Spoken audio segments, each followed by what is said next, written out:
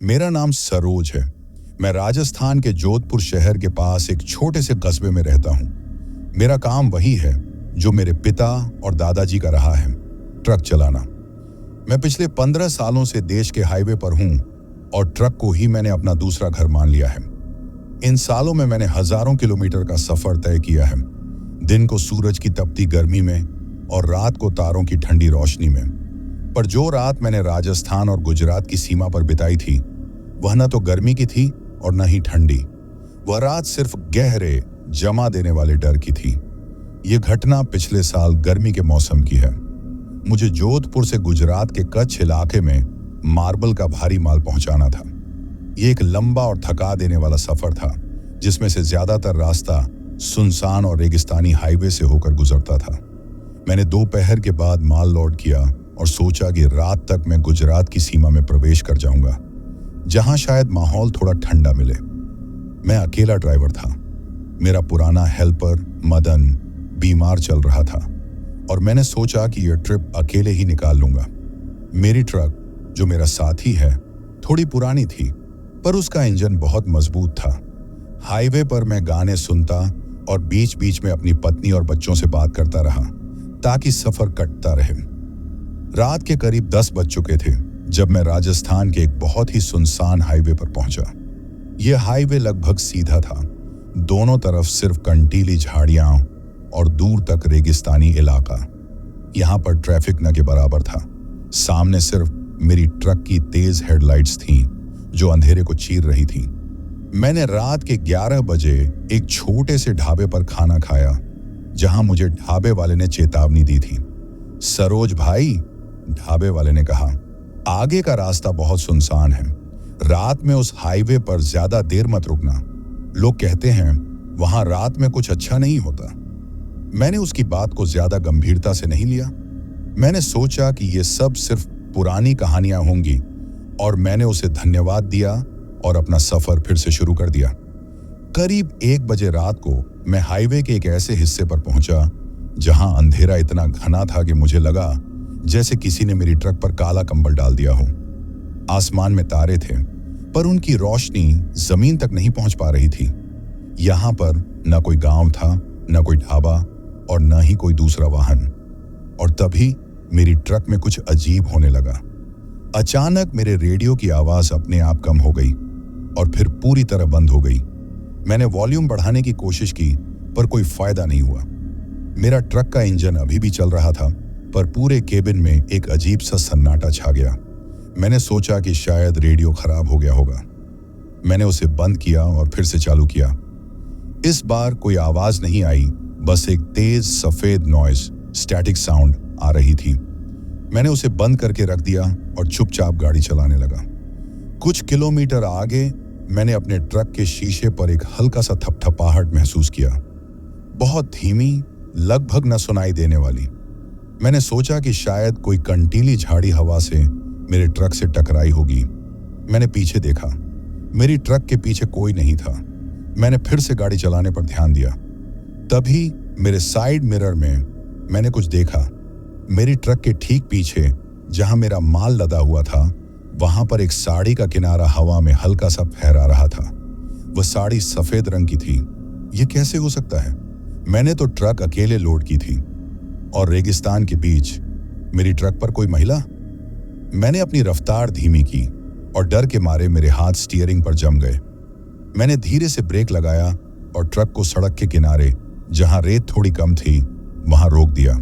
मैंने अपनी टॉर्च उठाई, जो मैं हमेशा अपने पास रखता हूं, और दिल को मजबूत करके दरवाजा खोलने की तैयारी की।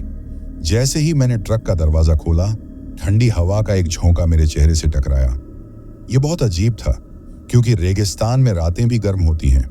यह ठंडक अननेचुरल थी।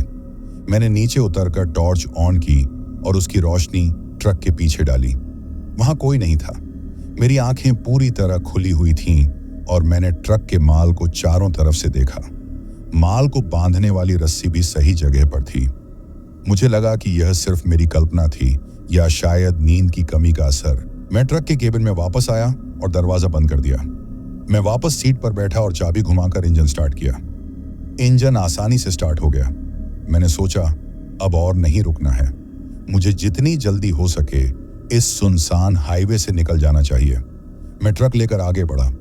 मेरी रफ्तार तेज थी और मैंने पीछे मुड़कर देखना बंद कर दिया। करीब 15 मिनट बाद जब मैं थोड़ा शांत हुआ तो मुझे फिर से वही थपथपाहट महसूस हुई। इस बार यह ज्यादा जोरदार थी और यह थपथपाहट शीशे पर नहीं बल्कि मेरे केबिन की छत पर हो रही थी। थप थप थप। आवाज ऐसी थी जैसे कोई नंगे पैर ट्रक की छत पर चल रहा हो। मेरी सांस अटक गई। मैंने ब्रेक नहीं लगाया। मैं डर के मारे ट्रक की स्पीड और तेज करने लगा। जैसे ही मैंने स्पीड बढ़ाई, छत पर चलने की आवाज भी तेज हो गई। ऐसा लगा जैसे वह चीज अब मेरे ट्रक की छत पर दौड़ रही हो। फिर आवाज मेरे केबिन के ठीक ऊपर रुक गई और तभी मैंने अपने केबिन की छत से पानी टपकने की आवाज सुनी। मैंने ऊपर देखा। मेरी ट्रक की छत पुरानी थी पर उसमें छेद नहीं था। मेरे सामने वाली विंडशील्ड के ऊपर की तरफ बीचों बीच एक पतला काला द्रव रिसने लगा। यह तेल जैसा नहीं था, यह पानी से ज्यादा गाढ़ा था। यह क्या था?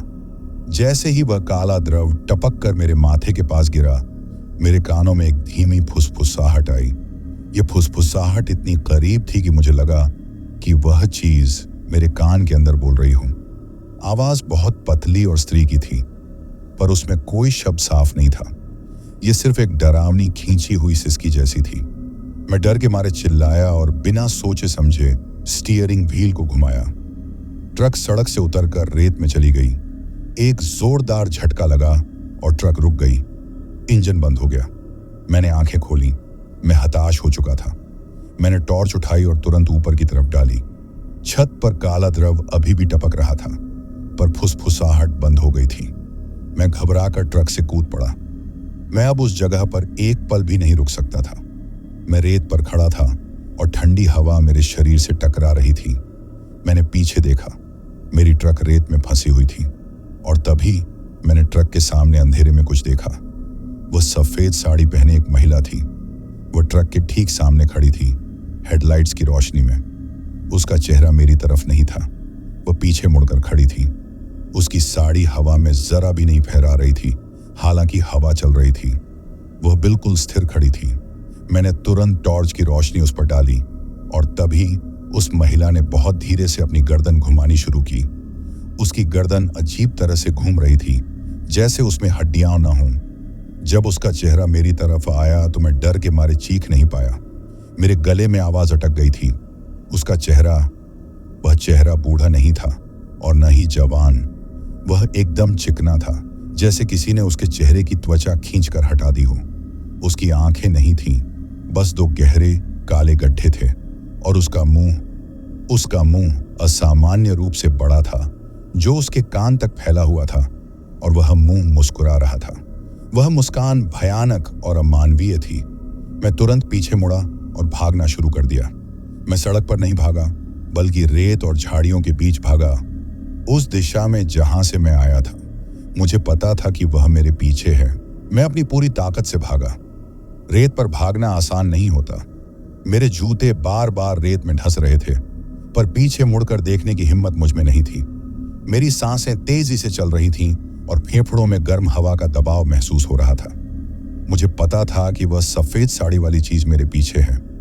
हालांकि मुझे उसके कदमों की आवाज सुनाई नहीं दे रही थी, पर मुझे हवा में एक अजीब सी सूखी हुई पत्तियों और बासी फूलों की गंध महसूस हो रही थी। ये गंध पहले मेरे ट्रक केबिन में भी आई थी, जब वह काला द्रव टपका था। मैं भागते भागते सड़क से नीचे उतरकर झाड़ियों की तरफ चला गया। मैंने सोचा कि झाड़ियों और कंटीली तारों के बीच वह शायद तेजी से नहीं चल पाएगी। करीब 10 मिनट तक मैं बेतहाशा भागता रहा। मेरी हिम्मत जवाब दे चुकी थी। मैं रुकने ही वाला था कि मुझे अचानक पीछे से एक जोरदार हंसी सुनाई दी। यह वही भयानक, खींची हुई, अमानवीय मुस्कान वाली हंसी थी जिसे मैंने उसके चेहरे पर देखा था। हंसी इतनी तेज थी कि मेरे कान सुन्न हो गए। इसका मतलब था वह मेरे बहुत करीब थी। मैंने बिना रुके जमीन पर छलांग लगाई और एक बड़े पीपल के सूखे पेड़ की जड़ के पास छिप गया। यह रेगिस्तानी इलाका था और यहाँ पीपल का पेड़ मिलना बहुत अजीब था। मैं उस पेड़ की जड़ों के बीच रेत में लेट गया और अपनी सांसें रोक ली। मेरा दिल इतनी जोर से धड़क रहा था कि मुझे लगा कि वह आवाज उसे सुनाई दे रही होगी। हंसी अब बंद हो चुकी थी, सिर्फ सन्नाटा था और वही बासी सूखी फूलों की गंध मेरे नजदीक आ रही थी। मुझे लगा कि वह चीज अब मेरे आसपास ही कहीं है। मैंने अपनी आंखें बंद रखीं और मन ही मन भगवान को याद करने लगा। मैं बस प्रार्थना कर रहा था कि वह मुझे न देखे और सुबह की पहली रोशनी जल्दी हो जाए। तभी मुझे अपने कान के बहुत करीब कुछ हल्का सा खुरचने की आवाज सुनाई दी। मैंने अपनी आंखें खोली। मेरे ठीक सामने पीपल के पेड़ के तने पर एक पतली लंबी उंगली थी। वह उंगली बहुत सफेद और सूखी हुई थी और उसके नाखून बहुत लंबे और मैले थे।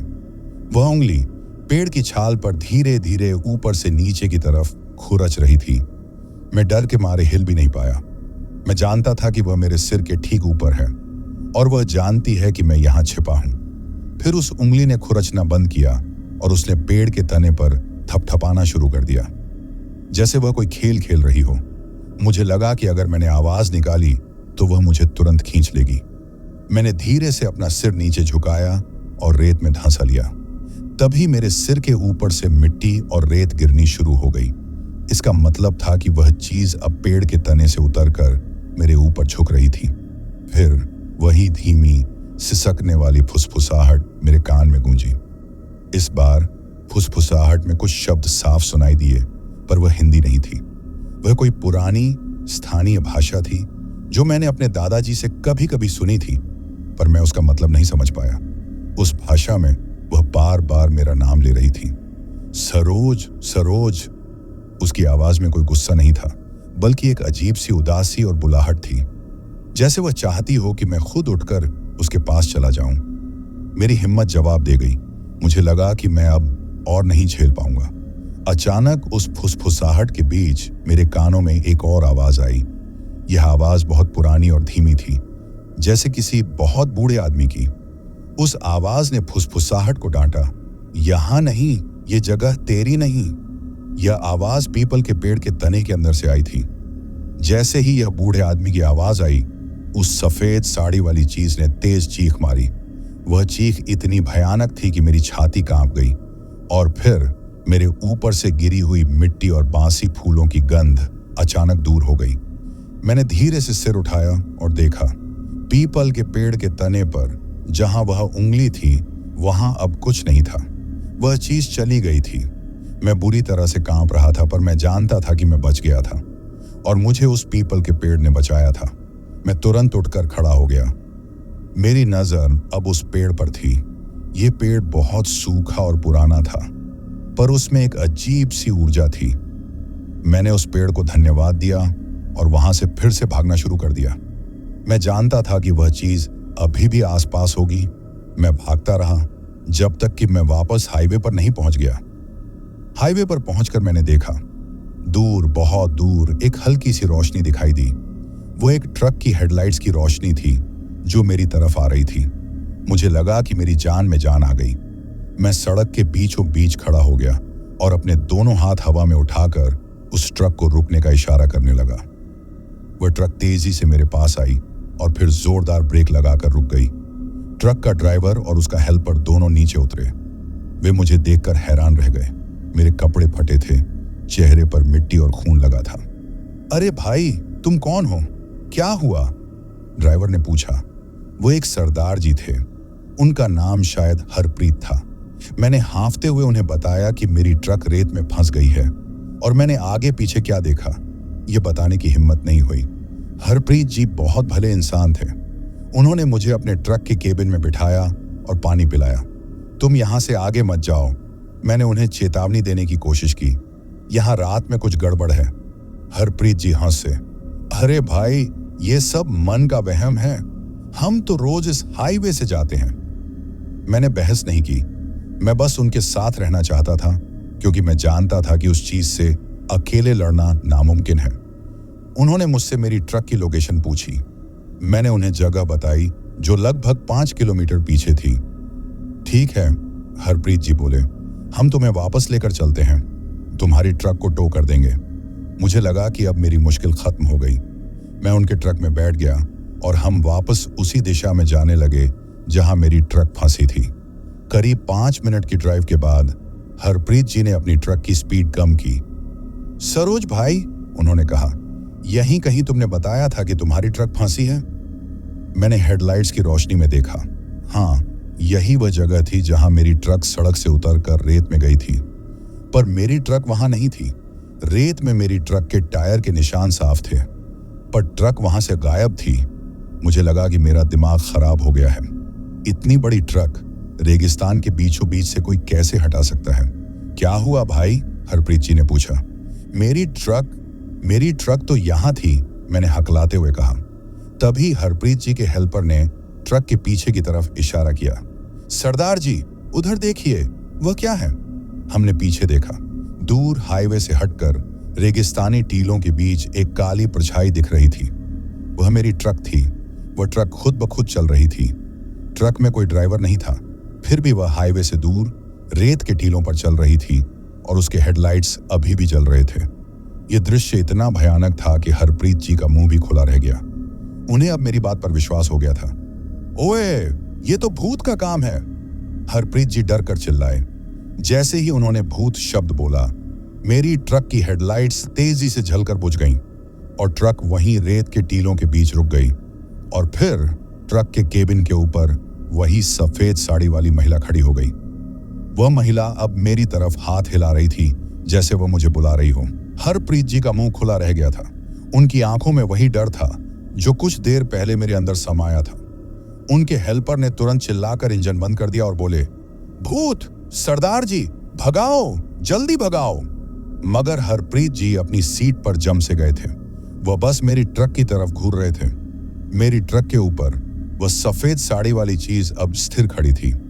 उसका भयानक आंख रहित चेहरा पूरी तरह से हमारी तरफ था और उसने एक बार फिर धीरे से अपना लंबा हाथ हिलाया, जैसे मुझे प्यार से बुला रही हो।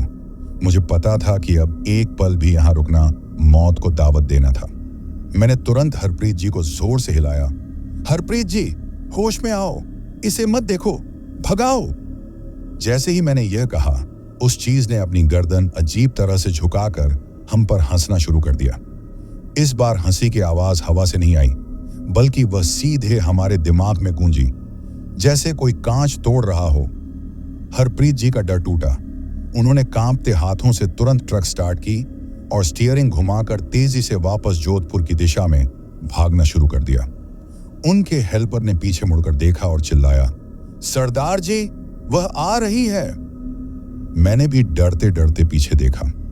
टीलों के बीच खड़ी मेरी ट्रक अब स्थिर थी, पर वह सफेद साड़ी वाली चीज वहां से उतर चुकी थी। वह अब हवा में जमीन से थोड़ी ऊपर तेजी से हमारी ट्रक की तरफ तैरती हुई आ रही थी। उसकी सफेद साड़ी रात के अंधेरे में एक भयानक निशान की तरह लग रही थी। हरप्रीत जी ने पूरी स्पीड दे दी। उनकी ट्रक मेरी ट्रक से ज्यादा मजबूत और नई थी, इसलिए हम तेजी से आगे बढ़ रहे थे। पर मुझे पता था कि वह शक्ति जिसके लिए दूरी कोई मायने नहीं रखती, वह हमसे कभी भी आगे निकल सकती है। गियर बदलो हरप्रीत जी, फुल स्पीड, मैंने चीख कर कहा। हम लगभग 80 किलोमीटर प्रति घंटे की रफ्तार से भाग रहे थे, पर जब मैंने दोबारा पीछे मुड़कर देखा तो वह सफेद चीज अब और करीब आ गई थी। मुझे अब उसकी भयानक बासी फूलों की गंध भी महसूस होने लगी थी, जो हवा में नहीं बल्कि सीधे केबिन के अंदर आ रही थी। सरदार जी, ये बहुत तेज है, हेल्पर ने घबरा कर कहा। हरप्रीत जी ने अपने माथे पर तिलक लगाया और जोर से सतनाम श्री वाहेगुरु बोला। वह ट्रक को और तेजी से दौड़ाने लगे और तभी चीजों ने और ज्यादा भयानक रूप ले लिया। अचानक हरप्रीत जी की ट्रक की हेडलाइट्स एक साथ फ्यूज हो गईं। पूरा हाईवे अब घुप अंधेरे में डूब गया। हमारी रफ्तार 80 किलोमीटर प्रति घंटे थी और हमें सामने कुछ भी दिखाई नहीं दे रहा था। अरे, लाइट्स को क्या हुआ? हरप्रीत जी चीखे। बंद करो, ट्रक को रोक दो, मैंने कहा। नहीं, रोकेंगे तो यह हमें मार देगी, उन्होंने कहा और ब्रेक लगाने के बजाय उन्होंने अपनी आंखें सिकोड़कर सिर्फ अनुमान से गाड़ी चलाने की कोशिश की। ट्रक तेजी से अंधेरे में भाग रही थी। हम जानते थे कि एक छोटी सी गलती भी हमें खाई में गिरा सकती है। और फिर वही आवाज आई। इस बार वह फुसफुसाहट नहीं थी, वह सीधे हमारे केबिन के अंदर से आई। ये बच्चों के रोने की आवाज थी। ट्रक की पिछली सीट से जहां उनका सामान रखा था वहां से एक छोटे बच्चे के बिलखने की आवाज आ रही थी। पापा, मुझे डर लग रहा है। पापा, हरप्रीत जी के हेल्पर कांप उठे। मेरे पीछे कौन है? उन्होंने चिल्लाकर पीछे देखा। मत देखो, मैंने उन्हें खींचकर वापस आगे किया। मुझे तुरंत याद आया कि यह वही धोखा है जो वह शक्ति देती है। यह झूठ है, यहां कोई बच्चा नहीं है। बच्चे के रोने की आवाज अब और तेज हो गई। पापा, यहां आओ, मेरी मम्मी। हरप्रीत जी का चेहरा सफेद पड़ गया। वह पूरी तरह से भ्रमित हो चुके थे। क्या यह सच में कोई बच्चा है? नहीं हरप्रीत जी, यह आपको भ्रमित कर रही है। यह झूठ है, इसकी आवाज मत सुनो, मैं चिल्लाया। मैंने तुरंत अपनी जेब से माचिस निकाली और एक तीली जला दी। मैंने सुना था कि कई बुरी शक्तियां आग से डरती हैं। जैसे ही केबिन में माचिस की छोटी सी रोशनी फैली, बच्चे के रोने की आवाज अचानक रुक गई और उसकी जगह वही सिसकने वाली खींची हुई फुसफुसाहट वापस आ गई। तुम मुझे रोक नहीं सकते। मैंने उस जलती हुई तीली को अपनी उंगलियों से नहीं छोड़ा और हरप्रीत जी की सीट पर रखे कृपाण पर अपनी नजर जमाई। मैं जानता था कि अब यह सिर्फ हमारी हिम्मत का मुकाबला था। हरप्रीत जी ने पूरी ताकत से ब्रेक दबाया। ट्रक जोरदार आवाज के साथ रुक गई। ये मेरे बस की बात नहीं सरोज भाई, हरप्रीत जी हाँफ रहे थे। हम अब और नहीं भाग सकते, ये हमारे साथ ही है। ट्रक के रुकते ही केबिन के अंदर की ठंडक इतनी बढ़ गई कि हमें लगा कि हम बर्फ के बीच फंस गए हैं। और तभी मेरी नजर सामने वाली विंडशील्ड पर पड़ी। धीरे धीरे नमी के साथ उसी काले द्रव से विंडशील्ड पर अक्षरों का एक भयानक रूप बनने लगा। इस बार वह सिर्फ मत देख नहीं था, यह पूरी लाइन थी। तुम्हारी आत्मा अब मेरी है, तुम यहीं रहोगे। और जैसे ही यह लाइन पूरी हुई, उस सफेद साड़ी वाली चीज का चेहरा विंडशील्ड के बाहर से दिखने लगा। वह इतनी करीब आ गई थी कि उसकी सांस की आवाज, जो कि बहुत ठंडी और सूखी थी, हमें शीशे के पार भी महसूस हो रही थी। उसका बड़ा भयानक मुंह मुस्कुरा रहा था और वह काले गड्ढों वाली आंखें हम पर घूर रही थी। मैंने तुरंत माचिस की एक और तीली जलाई और उसे उस विंडशील्ड के पास फेंकने की कोशिश की जहां उसका चेहरा था। जैसे ही आग की तीली उसके करीब गई, उस चीज ने एक जोरदार चीख मारी और ट्रक का पूरा शीशा अंदर की तरफ छटक गया। शीशा टूटा नहीं, बस अंदर की तरफ से छटक गया, जैसे किसी ने अंदर से मुक्का मारा हो। वह चेहरा गायब हो गया। भागो, मैं चिल्लाया, दरवाजा खोलो और भागो। हम तीनों ने जल्दी से ट्रक के दरवाजे खोले और बाहर कूद गए। हम ट्रक से दूर भागना चाहते थे, पर अब हम कहां जाएं? दूर दूर तक सिर्फ अंधेरा और रेगिस्तान था। हरप्रीत जी को याद आया, पीछे करीब 2 किलोमीटर पीछे एक छोटी मजार है। हमने वहां कभी लाइट नहीं देखी, पर वह पवित्र जगह है। हम तीनों ने बिना सोचे समझे उस मजार की तरफ भागना शुरू कर दिया, जो हमारी विपरीत दिशा में थी। हम सड़क पर न भागकर कंटीली झाड़ियों के बीच से भाग रहे थे, ताकि वह हमें आसानी से ट्रैक न कर पाए। हमने अपनी पूरी ताकत लगा दी। हरप्रीत जी और उनके हेल्पर जोर जोर से अपने धर्म की प्रार्थना कर रहे थे। करीब 10 मिनट भागने के बाद हमें दूर एक छोटी सी टूटी फूटी सफेद इमारत दिखाई दी। ये एक पुरानी अनदेखी मजार थी, जहां कभी कोई आता जाता नहीं था। जैसे ही हम मजार के गेट के करीब पहुंचे, मैंने पीछे मुड़कर देखा। वह सफेद साड़ी वाली चीज अब हाईवे के बीचों बीच खड़ी थी। वह मजार की तरफ नहीं आ रही थी, वह अपनी जगह पर जमीन से थोड़ी ऊपर रुक गई थी। उसकी भयानक सिसकने वाली आवाज एक बार फिर हवा में गूंजी, पर इस बार वह बुला नहीं रही थी, वह धमकी दे रही थी। तुम यहीं मरोगे। पर मजार के अंदर की शांति हमें एक अजीब सी हिम्मत दे रही थी। हम जानते थे कि अब हम उसकी सीमा से बाहर हैं। हम तीनों उस मजार के टूटे हुए गेट के अंदर खड़े थे। हरप्रीत जी और उनका हेल्पर डर के मारे बुरी तरह कांप रहे थे। हमारी सांसें तेजी से चल रही थीं और हमारे शरीर पर जगह जगह कंटीली झाड़ियों के कारण खरोंचें थीं। बाहर हाईवे के बीचों बीच वह सफेद साड़ी वाली चीज अभी भी खड़ी थी। वह मजार की तरफ नहीं बढ़ रही थी, जैसे कोई अदृश्य दीवार उसे रोक रही हो। उसकी भयानक सिसकने वाली आवाज धमकी दे रही थी, पर अब वह पहले जितनी करीब और तेज नहीं थी। अंदर चलो भाई, हरप्रीत जी ने हाँफते हुए कहा। यह जगह पवित्र है, ये यहां नहीं आ सकती। हम तीनों मजार के अंदर भागे। अंदर का वातावरण अजीब तरह से शांत और ठंडा था। मजार के बीचों बीच एक पुरानी धूल भरी कब्र थी, जिसके पास एक सूखा दिया रखा था। हमने बिना सोचे समझे उस कब्र के पास जमीन पर बैठ गए। बाहर से अब उस चीज की आवाजें आनी बंद हो गई थी। एक गहरा असहज सन्नाटा छा गया था। हम लगभग आधे घंटे तक वहीं बैठे रहे। मेरे दिमाग में बस वही भयानक बिना आंखों वाला चेहरा घूम रहा था, जो मेरी ट्रक के सामने मुस्कुरा रहा था। तभी हरप्रीत जी का हेल्पर फुसफुसाया, सरदार जी, बाहर देखिए। हमने धीरे से मजार के टूटे हुए दरवाजे से बाहर झांका। वह सफेद चीज हाईवे पर नहीं थी।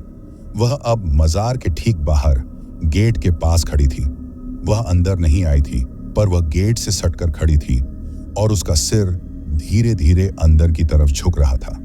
उसके चेहरे पर अब कोई मुस्कान नहीं थी, बल्कि गहरा शांत गुस्सा था। उसने अपना एक लंबा पतला हाथ उठाया और मजार के गेट पर रखे एक पुराने पत्थर को छुआ। जैसे ही उसका हाथ पत्थर से टकराया, पत्थर काले धुएं में बदल गया और जमीन पर गिर गया। वह हमें डरा रही थी। वह दिखा रही थी कि वह बाहर की हर चीज को नष्ट कर सकती है और हम अंदर ज्यादा देर सुरक्षित नहीं रहेंगे। हरप्रीत जी ने डर के मारे आंखें बंद कर लीं और जोर जोर से प्रार्थना करने लगे। मैंने उस कब्र की तरफ देखा जिसके पास हम बैठे थे। मुझे लगा कि यही हमारी आखिरी उम्मीद है। मैंने धीरे से हाथ बढ़ाया और कब्र की सूखी मिट्टी को छुआ। मिट्टी बहुत ठंडी थी। मुझे याद आया कि जब वह चीज मेरे ट्रक में थी तो वह आग से डरी थी, और जब वह मेरे पीछे भाग रही थी तो वह पीपल के पेड़ से दूर भागी थी। तभी मेरे दिमाग में एक ख्याल आया। हरप्रीत जी, माचिस, मैंने फुसफुसाया। हरप्रीत जी ने कांपते हाथों से माचिस की डिब्बी मुझे दी। मैंने उन्हें और हेल्पर को देखा। जब मैं कहूं तो जोर से चिल्लाना, हमें इसे भगाना होगा। मैंने कब्र के पास रखे सूखे दिए को उठाया और उसमें अपनी जेब से निकला पेट्रोल, जो मैं ट्रक के इंजन के लिए छोटी बोतल में रखता था, डाल दिया। मैंने जल्दी से माचिस जलाई और दिए को जला दिया। जैसे ही दिए की पीली लौ जली, मजार के अंदर की ठंडी हवा थोड़ी गर्म हो गई। बाहर खड़ी उस चीज ने अचानक अपने सिर को झटका दिया। वह रोशनी से असहज हो गई थी। मैंने दिए को उठाया और मजार के टूटे हुए दरवाजे की तरफ बढ़ा। मैंने जोर से चिल्लाया, यहां तेरी जगह नहीं है, यह पवित्र जगह है, भाग जा। जैसे ही मैंने यह कहा और दिए की रोशनी उस पर डाली, उसने एक भयानक चीख मारी। इस बार की चीख इतनी तेज थी कि मेरे कान के पर्दे लगभग फट गए। उस चीख के साथ ही उस सफेद साड़ी वाली चीज का पूरा शरीर एक काली भयंकर बिजली की तरह चमक उठा और वह तेजी से पीछे की तरफ हाईवे पर चली गई। वह भाग गई थी। वह दूर हाईवे पर जमीन से ऊपर तैरती रही, पर अब वह हमारी तरफ नहीं देख रही थी। वह धीरे धीरे रात के घने अंधेरे में समाप्त हो गई, जैसे वह अंधेरे में घुल गई हो। सन्नाटा छा गया, पर अब यह सन्नाटा डरावना नहीं था, यह शांति का सन्नाटा था। हम तीनों वहीं खड़े रहे जब तक कि आसमान में पहली हल्की सफेदी नहीं दिखाई दी। सूरज निकलने वाला था। जैसे ही सूरज की पहली किरणें पहाड़ों से टकराईं और हाईवे पर आईं, हमने मजार छोड़ दी। हरप्रीत जी ने मुझे गले लगाया। सरोज भाई, तुम आज मेरे लिए फरिश्ता बन गए। हमने आज मौत को बहुत करीब से देखा। हमने पुलिस को फोन किया और अपनी पूरी आपबीती बताई। पुलिस ने हमारी टूटी हुई ट्रक को टीलों के बीच से निकलवाया और हरप्रीत जी ने मुझे अपनी ट्रक में बिठाकर वापस जोधपुर के रास्ते पर छोड़ दिया। मेरी ट्रक काफी डैमेज हो गई थी और मेरा माल भी खराब हो गया था, पर मैंने अपनी जान बचा ली थी। आज मैं जोधपुर में वापस हूं और मैंने अपना काम फिर से शुरू कर दिया है। मेरी ट्रक अब नई है, पर मैं अब कभी भी उस सुनसान हाईवे पर रात में नहीं जाता। उस भयानक रात ने मुझे एक बात सिखा दी है। हाईवे पर हर ड्राइवर अकेला नहीं होता, और कुछ चीजें सिर्फ कहानियों में नहीं होती, वे सच में रात के अंधेरे में आपका इंतजार करती हैं। मुझे आज भी उस सफेद साड़ी वाली चीज का भयानक आंख रहित चेहरा याद है, और जब भी मेरे कान में कोई हल्की सी सिसकने वाली फुसफुसाहट आती है तो मुझे डर लगता है कि वह शायद मुझे आज भी बुला रही हो। सरोज, सरोज। मैं जिंदा हूं, पर उस रात ने मेरे अंदर से चैन छीन लिया है।